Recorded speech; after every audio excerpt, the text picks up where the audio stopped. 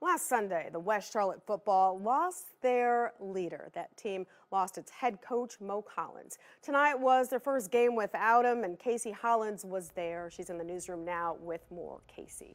That's right, Cheryl. Well, like you said, it was the first game without them, and I think emotional is perhaps the best all-encompassing word to describe tonight's game at West Charlotte.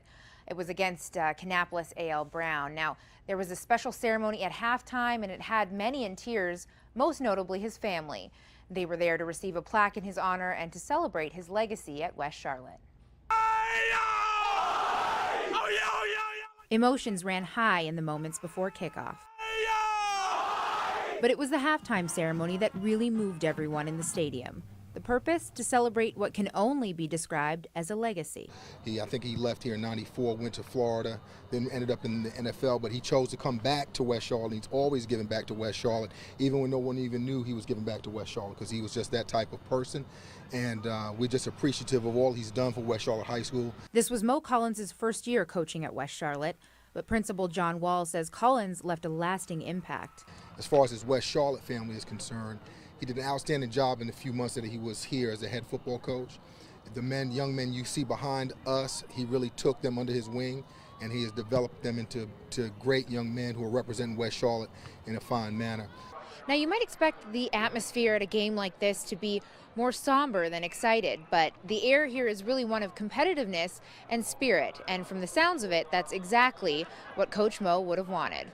They've had a good week of practice. They've been through some emotional roller coasters, but for the most part, they're prepared, and that's something that he has ascended from day one, is being prepared at all times, regardless of the circumstances or what happens.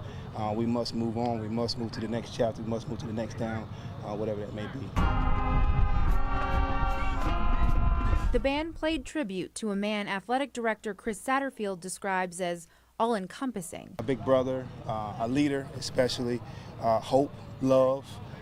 He meant so much, so many tangibles and so many intangibles that Coach Collins brought to these young men's lives. It was a fitting tribute for Coach Collins, a final celebration at the 50-yard line at West Charlotte.